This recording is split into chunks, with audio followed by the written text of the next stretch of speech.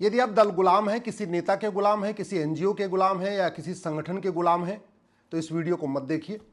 लेकिन अगर आपको कड़वा सच सुनना पसंद है, कड़वा सच बोलना पसंद है, कड़वा सच लिखना पसंद है और आपका मानसिक खतरा नहीं हुआ है, तो इस वीडियो का अंत तक देखिए और उसके बाद अपने सभी दोस्तों को, रिश्तेदारों को भी शेयर करिए। 1947 से लेकर 2025 तक हजारों हिंदुओं ने पलायन किया। कश्मीर से पलायन किया, नागालैंड से पलायन किया, असम से पलायन किया, मेघालय से पलायन किया, मिजोरम से पलायन किया, मणिपुर से पलायन किया, अब बंगाल से पलायन कर रहे हैं। आज तक जितने हिंदुओं ने पलायन किया, स्वाभाविक सी बात है उनको पलायन करने के लिए मजबूर किया गया। तो जिन दंगाइयों ने हिंदुओं को पलायन करने के लिए मजबूर किया पिछले 75 साल या 80 साल में, उसमें से कितने दंगाइयों को फांसी हुई, कितने दंगाइयों को आजीवन कारावास हुआ, कितने दंगाइयों की 100% संपत्ति जब्त हुई और कितने दंगाइयों की नागरिकता खत्म हुई। एक बात सोचिए, इसको ईमानदारी से सोचिए। या 1990 में जो कश्मीर में नरसंहार हुआ था, उसमें से कितनों को फांसी हो गई, कितनों का आजीवन कारावास हुआ, कितनों की 100% प्रॉपर्टी जब्त हुई या कितनों की नागरिकता खत्म हुई। या 1984 में जो सिखों का नरसंहार हुआ था, उसमें से कितनों को फांसी हो गई, कितनों की नागरिकता खत्म हो गई। 1947 में जब देश का विभाजन हुआ, उसके बाद की बात मैं कर रहा हूं, 1947 की बात नहीं कर रहा हूं। एक बात और, भारत में हिंदू 80% है, फिर भी हिंदू पलायन करते हैं। Arab, Dubai, Kuwait, Bahrain, Abu Dhabi में कहीं 1% हिंदू हैं, कहीं 2% हिंदू हैं, कहीं 3% हिंदू हैं, मैक्सिमम 10% हिंदू हैं। वहां से हिंदुओं को पलायन क्यों नहीं करना पड़ता? सबसे ज्यादा हिंदूवादी नेता, अभिनेता, लेखक, बुद्धिजीवी, पत्रकार, कलमकार भारत में है, फिर भी हिंदू पलायन करते हैं। Arab, Dubai, Kuwait, Bahrain, Abu Dhabi में तो नहीं है, फिर वहां हिंदू सुरक्षित क्यों है? सबसे ज्यादा मठ मंदिर, सबसे ज्यादा धर्मशाला, सबसे ज्यादा गौशाला, सबसे ज्यादा गुरुकुल, सबसे ज्यादा यज्ञशाला भारत में है, फिर भी हिंदू पलायन करते हैं। Arab, Dubai, Kuwait, Bahrain, Abu Dhabi में तो नहीं है, फिर वहां हिंदू सुरक्षित क्यों है? सबसे ज्यादा आचार्य, सबसे ज्यादा शंकराचार्य, सबसे ज्यादा मंडलेश्वर, सबसे ज्यादा महामंडलेश्वर, सबसे ज्यादा कथावाचक, सबसे ज्यादा धर्मगुरु भारत में है, फिर भी हिंदू पलायन करते हैं। Arab, Dubai, Kuwait, Bahrain, Abu Dhabi में तो नहीं है।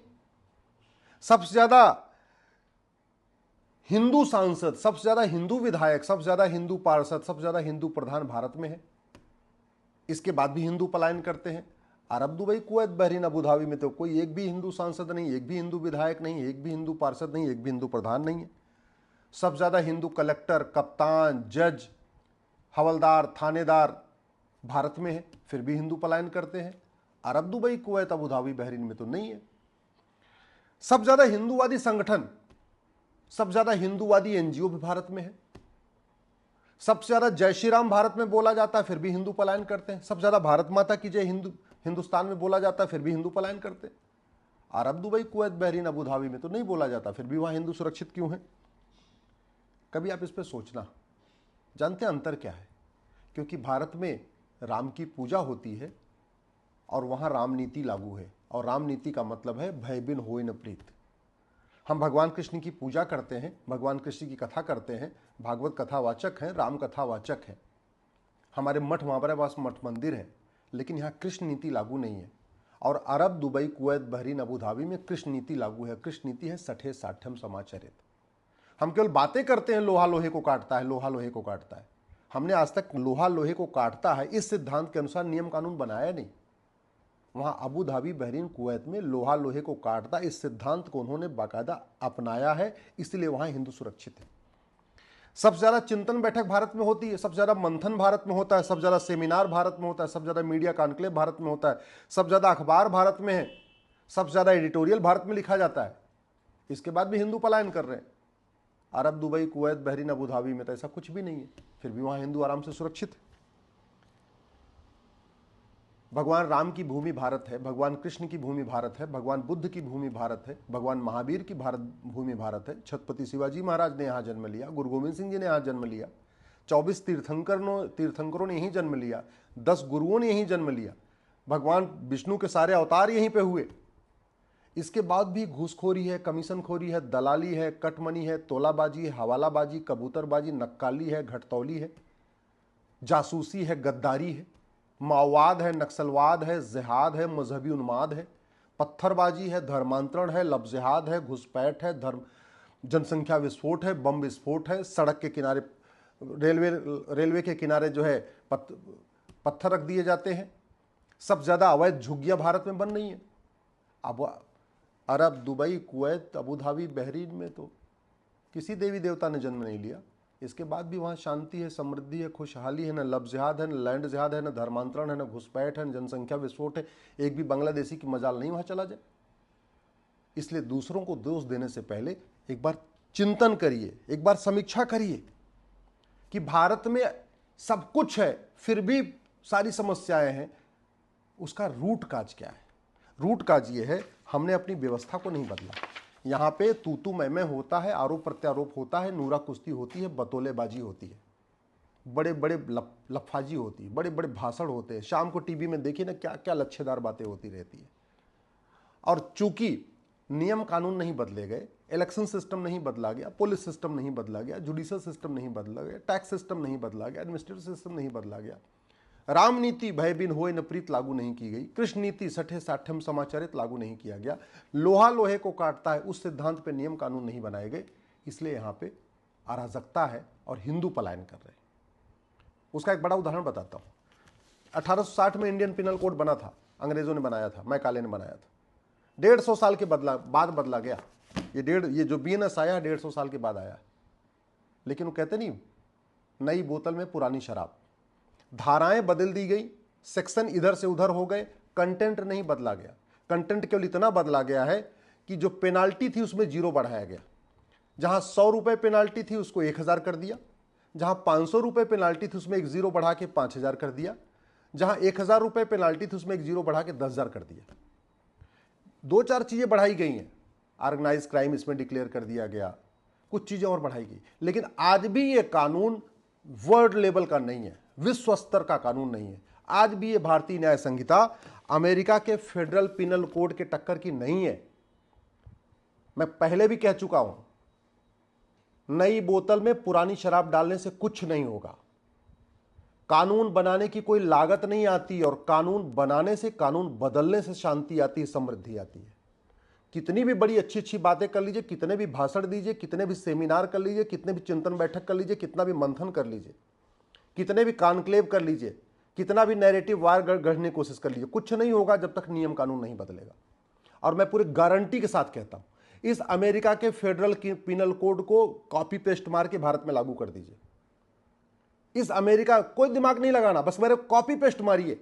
इस भारत की जो भारतीय दंड संहिता है, इसकी बजाय आप ये जो भारतीय न्याय संहिता है, इसकी बजाय आप अमेरिका का फेडरल पिनल कोड को कॉपी पेस्ट मार के लागू कर दीजिए। देखिए आपको चमत्कार दिखाई पड़ेगा, क्योंकि कानून बदल गया। अंग्रेजों वाला IPC गया, नया भारतीय न्याय संहिता आया, कानून का खौफ नहीं पैदा हुआ। इसमें खौफनाक कोई चीज है ही नहीं है, खौफ पैदा करने वाली कोई चीज इसमें है ही नहीं है।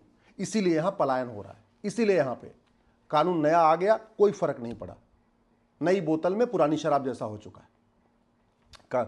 आप अगर भारत को सुरक्षित बनाना चाहते हैं तो सबसे पहले भारत में 1 नेशन 1 पिनल कोड लागू करिए। और पिनल कोड लागू करते समय पहले देखिए कि अमेरिका में क्या चल रहा है, किस अपराध में अमेरिका में कितनी सजा है, किस अपराध में सिंगापुर में कितनी सजा है, किस अपराध में चीन में कितनी सजा है। चीन में भ्रष्टाचारियों को फांसी दी जाती है, सिंगापुर में ड्रग स्मगलर को फांसी दी जाती है, नशा तस्करों को। अमेरिका में भ्रष्टाचारियों को फांसी देने का प्रावधान है, अमेरिका में आतंकवादियों को फांसी देने का प्रावधान है। एक बार देखिए तो जरा कि क्या क्या जापान में क्या क्या व्यवस्था है। हमने क्या किया, इस भारतीय न्याय संहिता को भारत में बैठे बैठे, कमरे के अंदर बैठे बैठे बना दिया। हमने कभी देखा ही नहीं कि अमेरिका में क्या चल रहा है, रूस में क्या चल रहा है, फ्रांस में क्या चल रहा है, सिंगापुर में क्या चल रहा है, जापान में क्या चल रहा है, दुबई में क्या चल रहा है, अरब में क्या चल रहा है।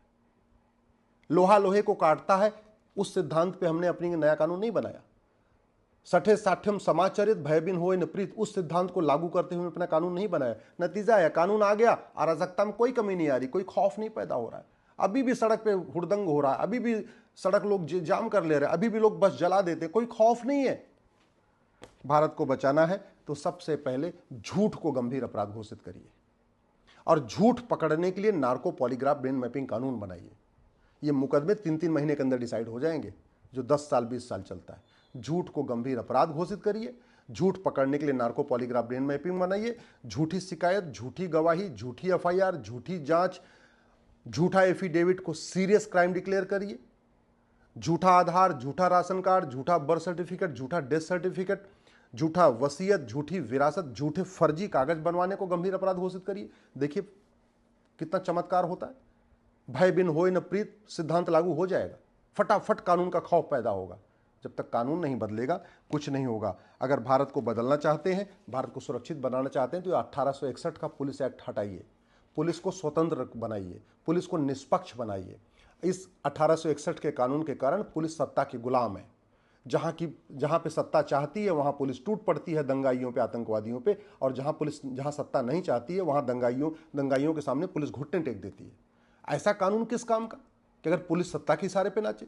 अरे पुलिस को वेतन भत्ता, गाड़ी बंगला भारत को सुरक्षित बनाने के लिए मिलता है, आतंकवाद, अलगाववाद, जिहाद, मजहबी उन्माद को रोकने के लिए मिलता है, दंगा रोकने के लिए मिलता है। और पुलिस अगर सत्ता की गुलाम बनी हुई तो फिर पुलिस के पूरे इतना खर्च हो रहा है, पुलिस के ऊपर फायदा क्या क्या है?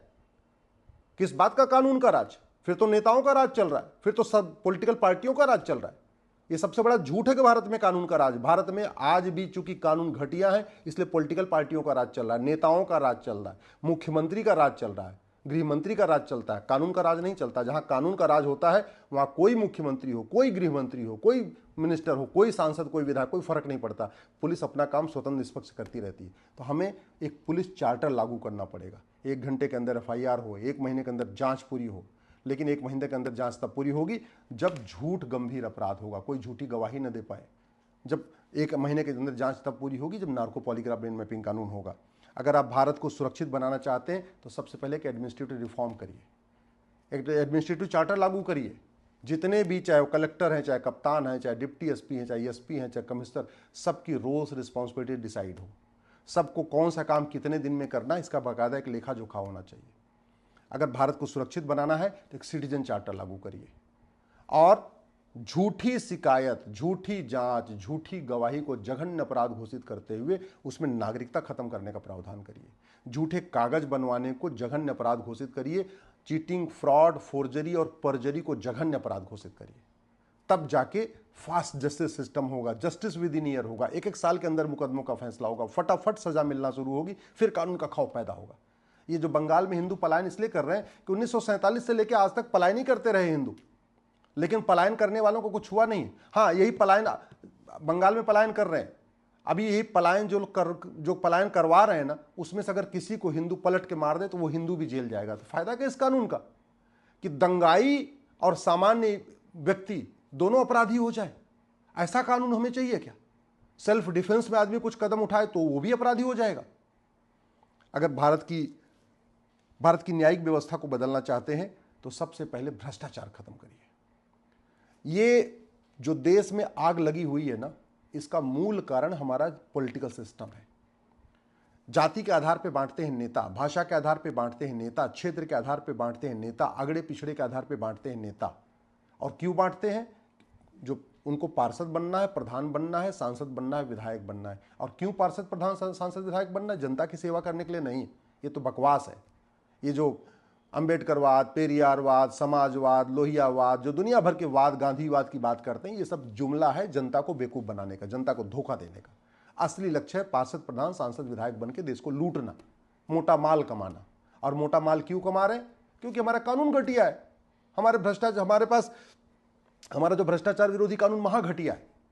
अगर भ्रष्टाचार के खिलाफ कठोर कानून हो जाए तो मैं गारंटी के साथ कहता हूं, जो 2000 पॉलिटिकल पार्टियां हैं ना, 2 पॉलिटिकल पार्टी बचेगी, बाकी सारी की सारी पॉलिटिकल पार्टियां खत्म हो जाएंगी। भ्रष्टाचार के खिलाफ कठोर कानून हो जाए तो 80% सफेद पोष भारत छोड़ के भाग जाएंगे।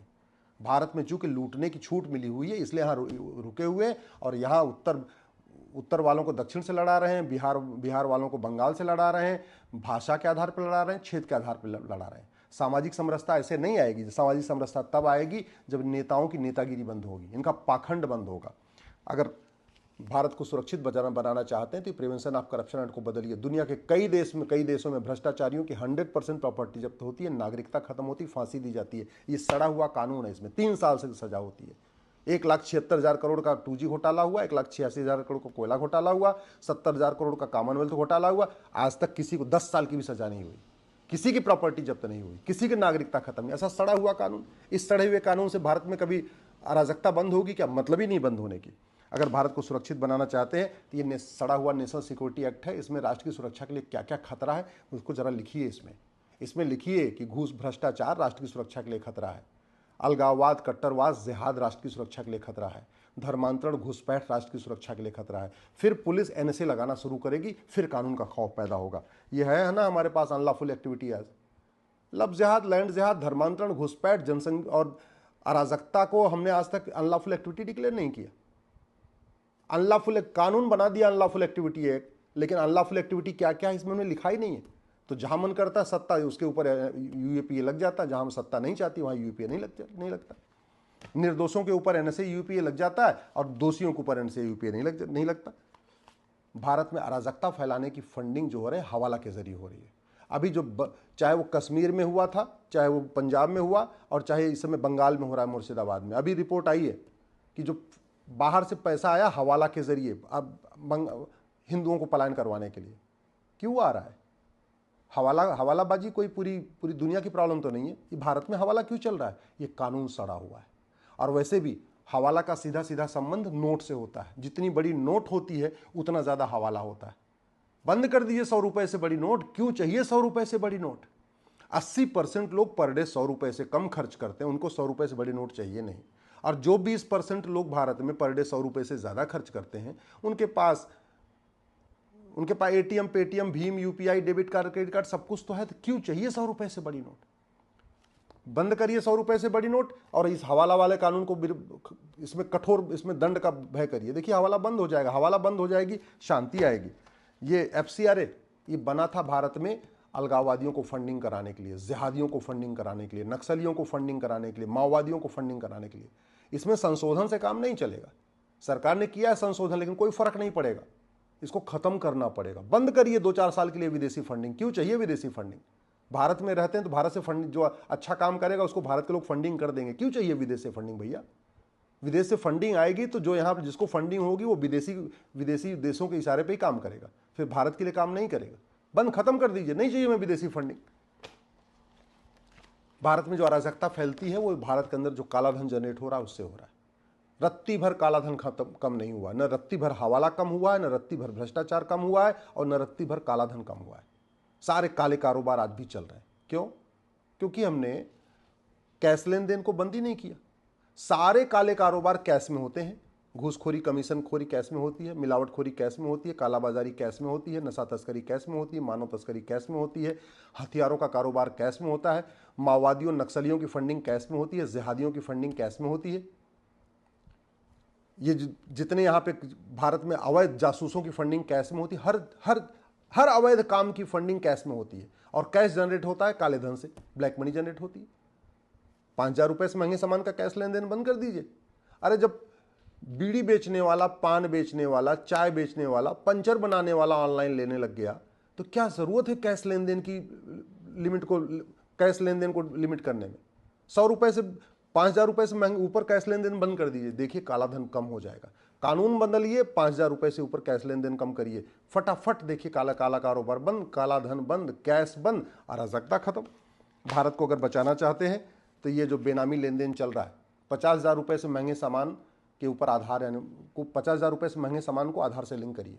जो भी सामान 50,000 रुपए से महंगा है, चाहे वो मोबाइल है, चाहे टीवी है, चाहे स्कूटी है, चाहे गाड़ी है, चाहे प्लॉट है, चाहे फ्लैट है, कुछ भी, उसको आधार से लिंक करिए।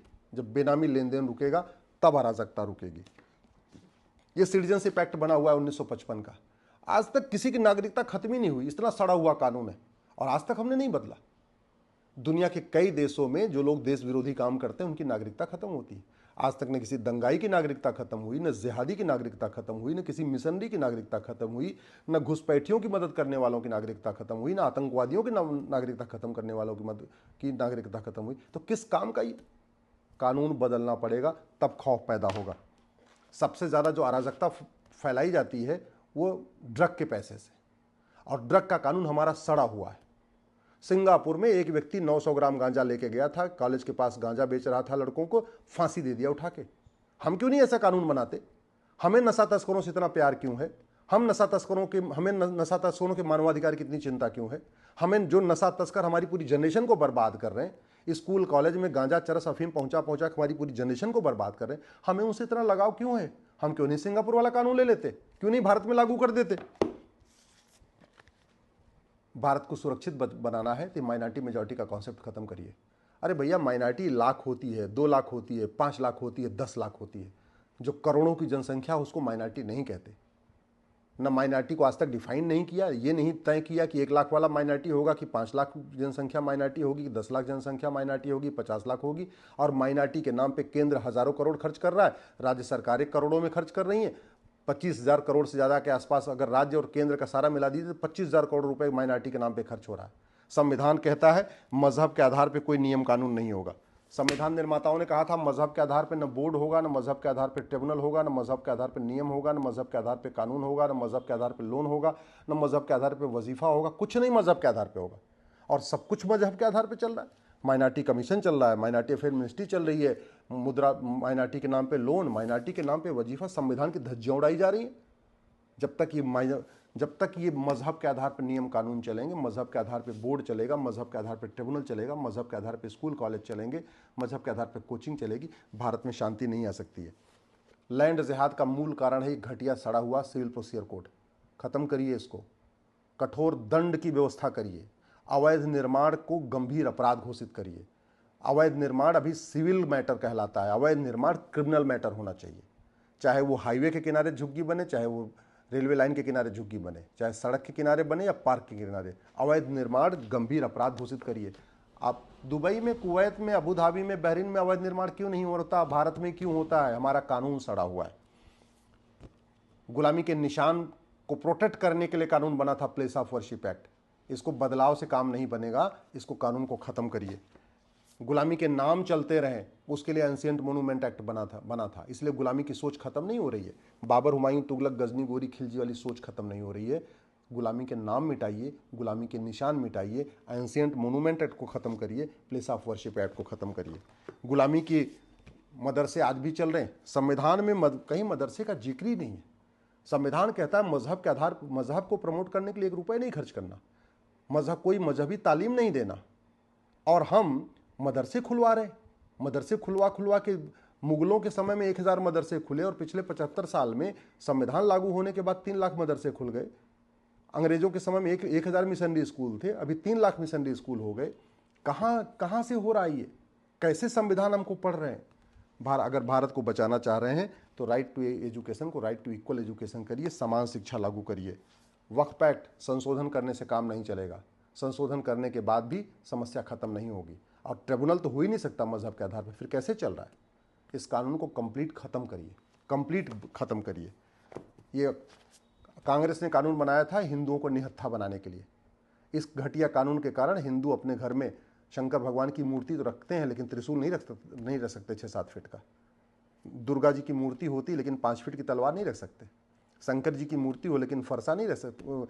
गणेश जी की मूर्ति रखते हैं लेकिन फरसा नहीं रख सकते। इस कानून को बदलिए, हिंदुओं को भी कम से कम जो देवी देवताओं के मुख्य शस्त्र हैं उनको रखने की इजाज़त दीजिए। भारत को बचाना है तो मजहब के आधार पर जो दुनिया भर के कानून चल रहे हैं ना, 30 कानूनों का मकड़ जाल चल रहा है, इसको ख़त्म करिए, एक समान नागरिक संहिता लागू करिए। और जो सबसे ज़रूरी है, ये घटिया रिप्रेजेंटेशन ऑफ पीपल एक्ट। इस घटिया कानून के कारण गुंडे, बदमाश, अलगाववादी, आतंकवादी, माओवादी, नक्सली, जिहादी, जासूस, गद्दार, घूसखोर, कमीशनखोर, जमाखोर, मिलावटखोर, कालाबाजारी करने वाले, नशा तस्करी करने वाले, मानव तस्करी करने वाले, सोना तस्करी करने वाले, वेश्यावृत्ति करवाने वाले पार्षद बन रहे हैं, प्रधान बन रहे हैं, सांसद बन रहे हैं, विधायक बन रहे हैं। इस कानून को बदलिए। तो भारत को अगर बचाना, भारत को सुरक्षित बनाना है, भारत में शांति स्थापित करना है, इलेक्शन रिफॉर्म करिए, पुलिस रिफॉर्म करिए, जुडिशियल रिफॉर्म करिए, एडमिनिस्ट्रेटिव रिफॉर्म करिए, भारत में टैक्स रिफॉर्म करिए, कानून बदलना पड़ेगा। सिंगापुर में शांति है, जापान में शांति है, अमेरिका में शांति है, क्योंकि वहाँ कानून का खौफ है। हमारे कानून घटिया है, इसलिए रोज अराजकता हो रही है और आए दिन हिंदुओं को पलायन करना पड़ता है। अगर आपको मेरी बात ठीक लगी हो तो इसको आगे से फॉरवर्ड कर दीजिएगा, और अगर कुछ बुरा लगा हो तो मुझे माफ़ करिएगा।